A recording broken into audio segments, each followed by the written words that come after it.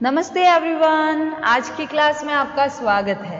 आज हम रिपोर्ट का जो आगे का जो कंटिन्यू जो टॉपिक है उसके बारे में हम बात करेंगे। प्रीवियस क्लास में हमने रिपोर्ट का मीनिंग देख लिया था। आज हम देखेंगे रिपोर्ट की कैरेक्टरिस्टिक्स और रिपोर्ट को कैसे लिखा जाता है। तो चलिए सबसे पहले कैरेक्टरिस्टिक्स टॉपिक को जो हमारा टॉपिक है उसको हम डिस्कस कर लेते हैं कि कैरेक्टरिस्टिक्स कौन कौन सी हो सकती है। एक सेकेंड, पेन तो लिया ही नहीं। Characteristics of report. चलिए स्टार्ट करते हैं कैरेक्टरिस्टिक्स। आपको कैरेक्टरिस्टिक्स इस वीडियो को देखने से पहले आपको पहला वीडियो जो इसके प्रीवियस जो वीडियो है उसको देखना ज़रूरी है, क्योंकि जब तक आप रिपोर्ट का मीनिंग नहीं समझोगे तब तक आपको उसकी कैरेक्टरिस्टिक्स और उसका कैसे लिखते हैं, उसको कैसे राइट करते हैं, हाउ टू राइट, ये समझ नहीं आएगा। तो सबसे पहले उन वीडियोस को देखिए, उसके बाद इस वीडियो को देखना। चलिए तो सबसे पहली जो कैरेक्टरिस्टिक्स हैं उस पर बात करते हैं। पहली है हमारी क्लैरिटी यानी स्पष्टता। अब ये कैरेक्टरिस्टिक्स क्या कहती है कि there should be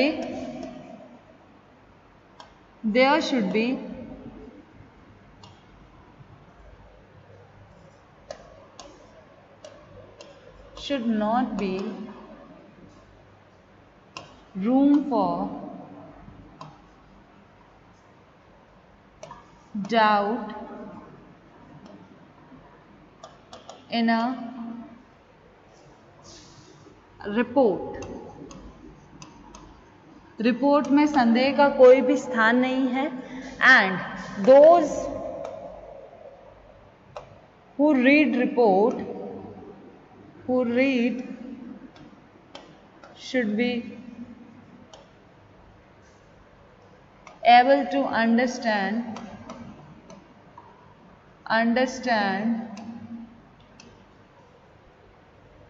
its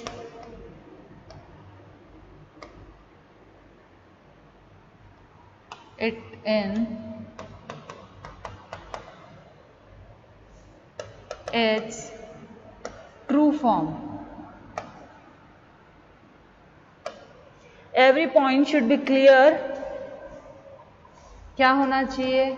Every point क्या होना चाहिए? Every point should be clear। यहाँ तक समझ आया? यानी कि रिपोर्ट में संदेह का कोई स्थान नहीं होना चाहिए और उसका भाव पढ़ने वालों को उसी अर्थ में समझ आना चाहिए जिस अर्थ में वो लिखी गई है। रिपोर्ट लिखने वाले को एक एक बात स्पष्ट होनी चाहिए और उसे संसाधनों को परिभाषित करना चाहिए तथा अंतिम रूप से सिफारिश करनी चाहिए। यानी क्लैरिटी का मतलब है आपका स्पष्टता, कि जब भी हम रिपोर्ट लिखें तो हमारी रिपोर्ट स्पष्ट होनी चाहिए, स्पष्टता से समझ आनी चाहिए। हमको ऐसी रिपोर्ट लिखनी है जो भी हमारा रीडर है उसको समझ आ सके। तो सबसे पहली कैरेक्टरिस्टिक्स कौन सी है? रिपोर्ट में कोई भी डाउट नहीं होता है, रिपोर्ट लिखा गया है इसका मतलब वो क्लियर ही होगा। सेकेंड हमारी है सिंपल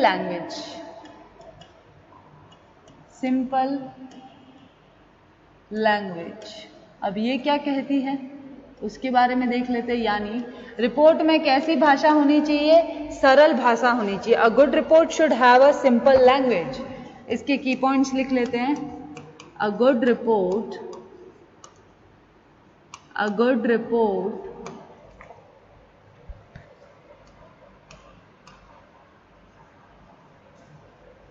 should have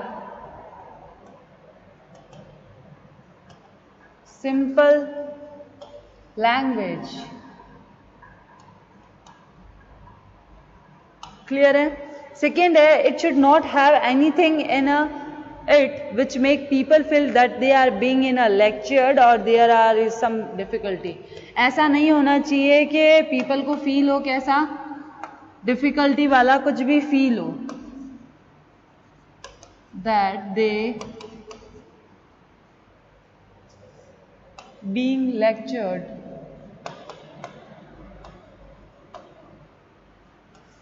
क्लियर है, यानी कि सरल भाषा होनी चाहिए और ऐसी कोई भी बात लिखी नहीं जानी चाहिए जिससे लगे कि भाषण दिया जा रहा है या उसमें कुछ भी डिफिकल्टी है।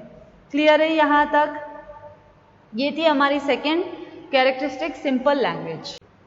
अब हम थर्ड कैरेक्टरिस्टिक्स पर बात करते हैं। थर्ड है हमारी एक्यूरेसी। एक्यूरेसी यानी, एक्यूरेसी का मतलब क्या होता है? शुद्ध, शुद्धता। ठीक है, अब ये क्या कहती है उसके बारे में बात कर लेते हैं कि the accuracy of fact is a necessary for good report. The accuracy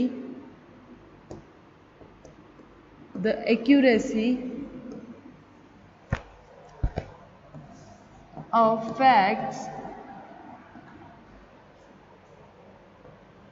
is a necessary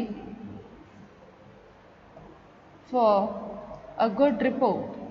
Accuracy report के लिए ज़रूरी है, आवश्यक है। ठीक है, उसके बाद all information should be included in a report. सारी इंफॉर्मेशन हमको क्या करनी है? रिपोर्ट में डालनी है, रिपोर्ट में होनी ही चाहिए सारी इंफॉर्मेशन। क्लियर है यहाँ तक? सेकेंड पॉइंट ये है, ऑल इंफॉर्मेशन शुड बी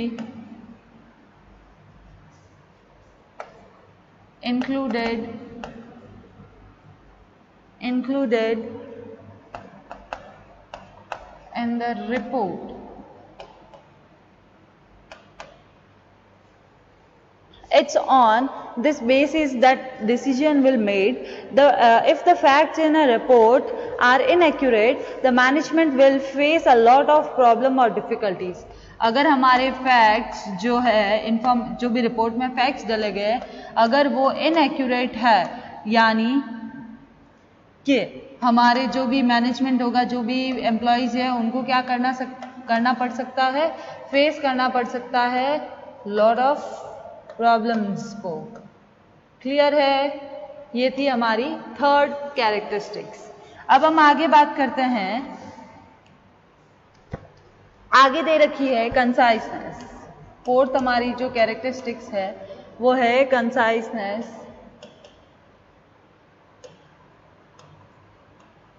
यानी संक्षिप्तता।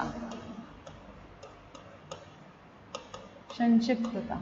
ठीक है, अब ये क्या होता है इस पर भी बात करते हैं कि those things that are not related to the work should not be included in the report।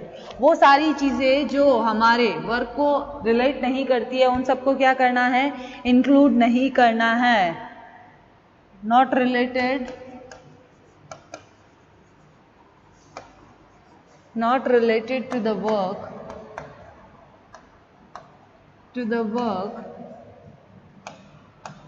should be included, not included in the report।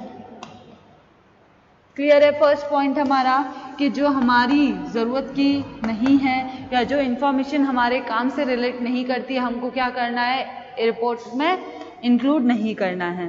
Then the report should be concise but complete. Report concise हो सकती है। The report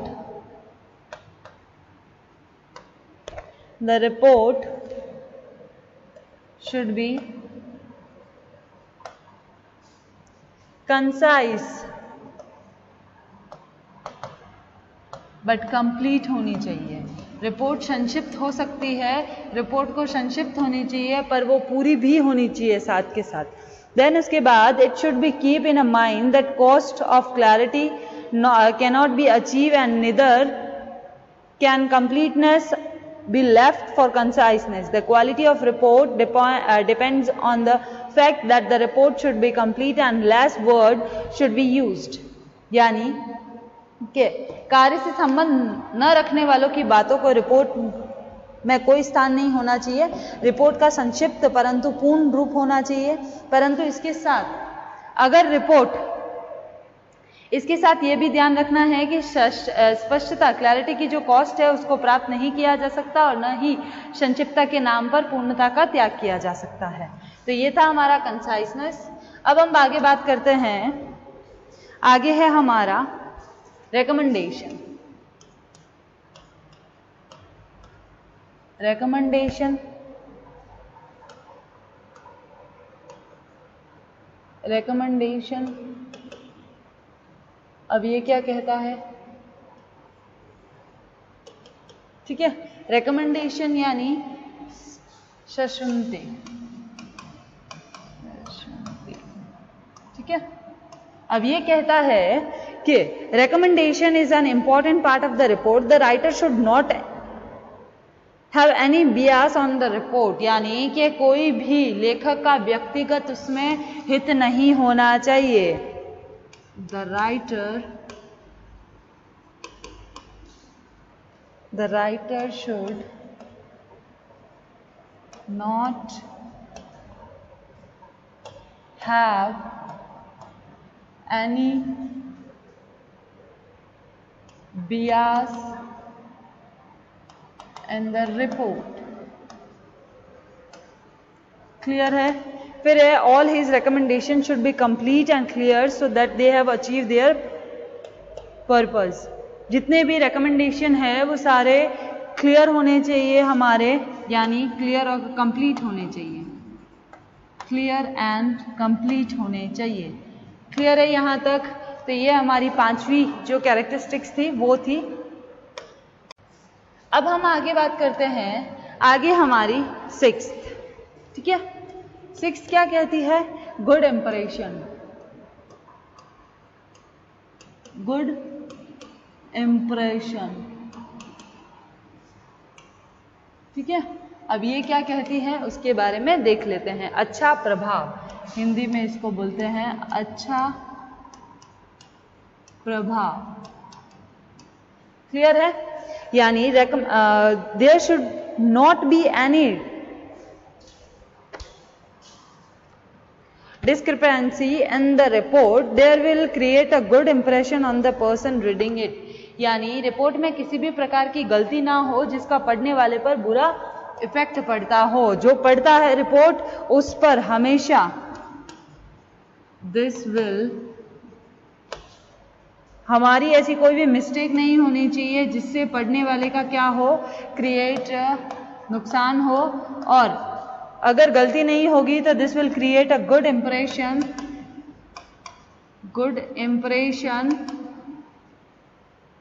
on the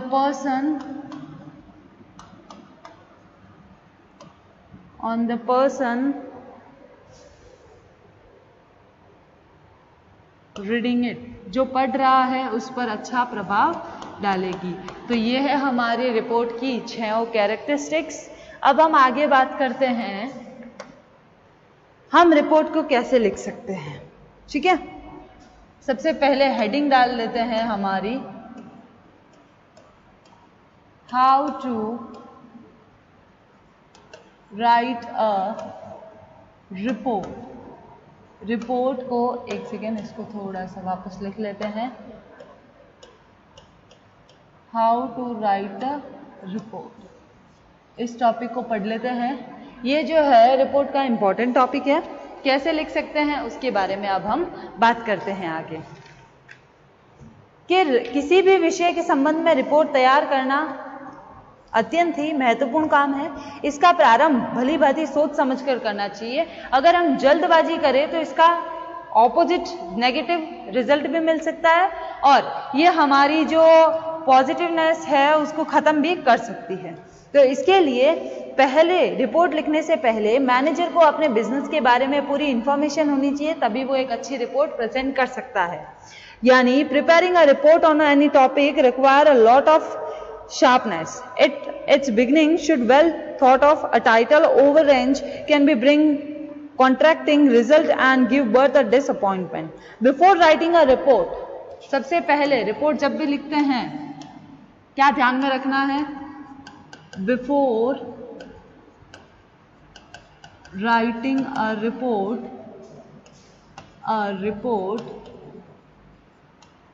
writing a report, a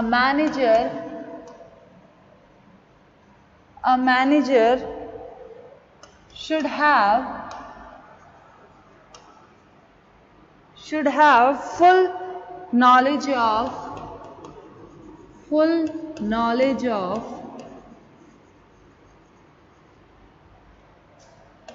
business, of his business, यानी कि व्यवसाय के बारे में पूरी उसको जानकारी होनी चाहिए, उससे पहले वो रिपोर्ट नहीं लिख सकता। क्लियर है यहाँ पर? नेक्स्ट बात क्या कहता है? Only then he can present a good report. He will have to do research. Sometime he will have to do research on the mean of communication. He will have to do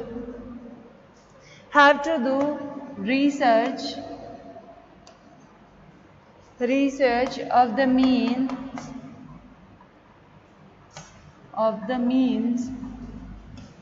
of communication, यानी communication के mean पर क्या करना है, उसको research करनी है कि हम कौन से कम्युनिकेशन मीन से हम अपनी रिपोर्ट को पेश करें, चाहे वो रिटन हो, वर्बल हो, जो भी आपको तरीका, जो भी आपको चैनल यूज करना है, वो आपको सबसे पहले क्या करना है, रिसर्च करना है। देन उसके बाद it should be started after a lot of thinking.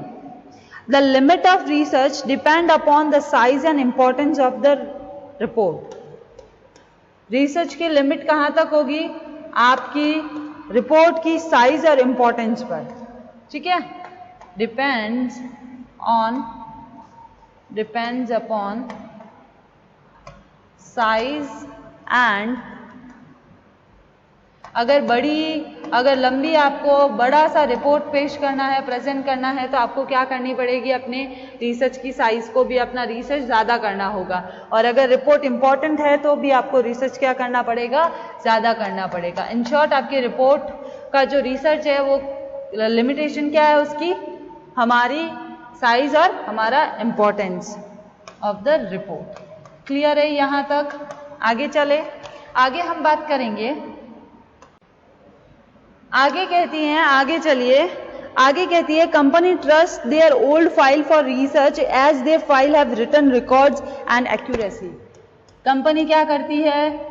जो पुरानी जो फाइल्स होती है उनमें एक्यूरेसी ढूंढती है और उसी से वो अपनी रिसर्च कंप्लीट करती है। Accuracy and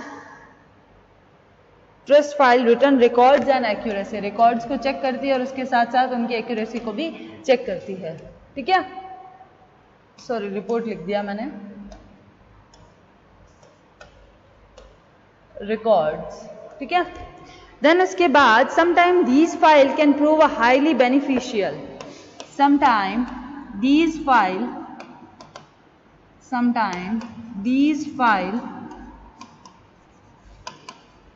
highly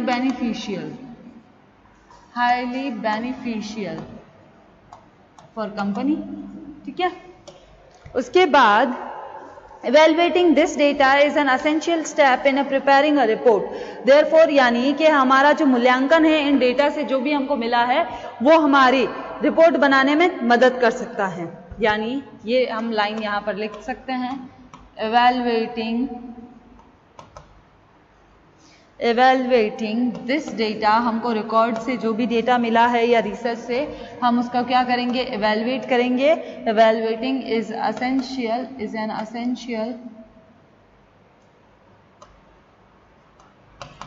essential step in preparing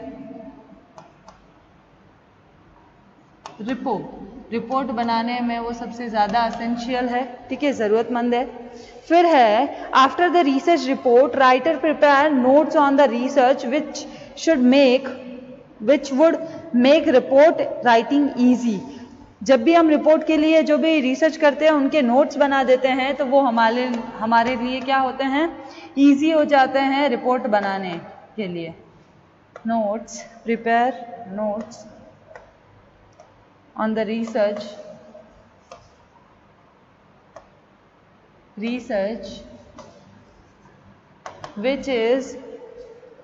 which would make easy make report writing easy,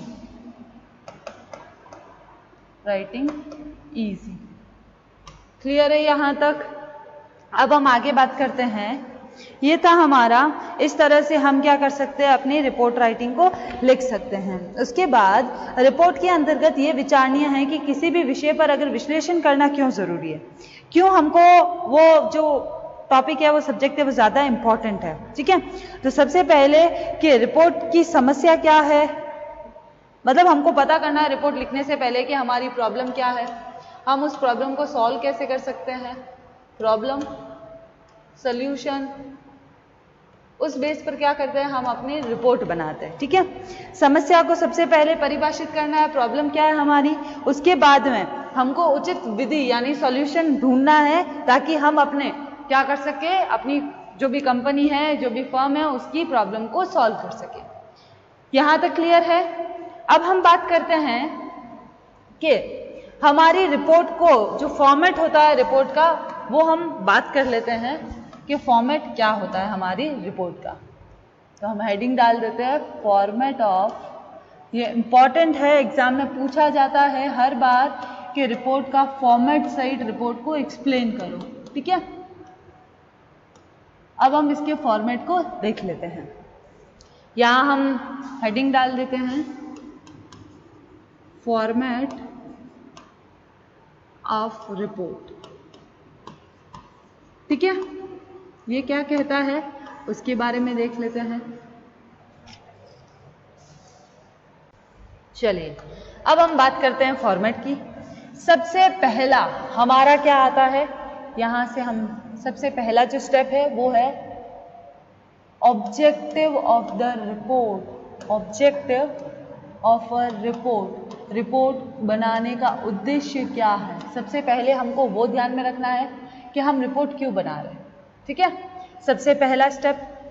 second हमारा जाता है परफॉर्मा, यानी कि परफॉर्मा क्या है हमारे रिपोर्ट का, किस बेस पर हम रिपोर्ट बना रहे हैं, क्या होगा हमारा pro forma of a report.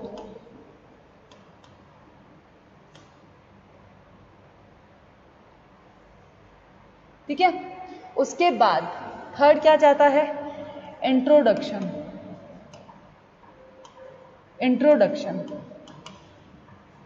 Introduction about report. Clear है यहां तक?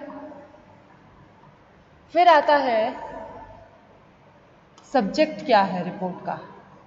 ठीक है, subject of report.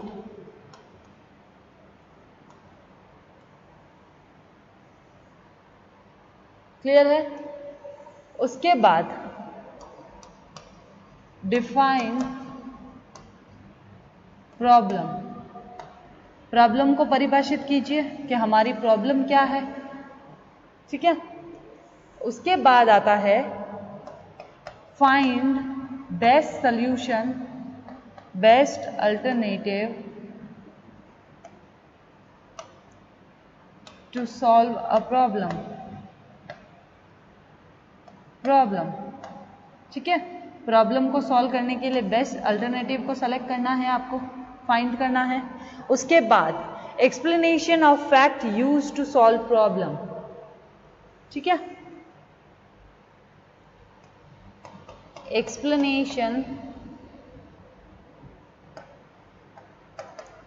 Explanation of facts used to solve problems. Problem को सॉल्व करने के लिए हमारे पास एक्सप्लेनेशन भी होना चाहिए। अब हमारे 2 स्टेप बचते हैं, हम उन 2 स्टेप को यहीं आगे कंटिन्यू कर देते हैं। ठीक है, फिर है सिग्नेचर। रिपोर्ट अब यहां तक बन गई है। Report, signature of report writer, जो रिपोर्ट लिख रहा है उसके सिग्नेचर होने जरूरी है। क्लियर है यहां तक? ये था हमारा second last step. And last step है हमारा एनक्लोजर।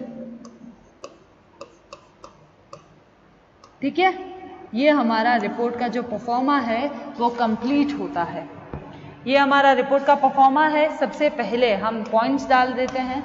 सबसे पहला, दूसरा स्टेप, तीसरा, चौथा, ये हमारा पांचवा है, ये हमारा छठा, ये सातवां, ये आठवां और ये हमारा 9वां स्टेप है।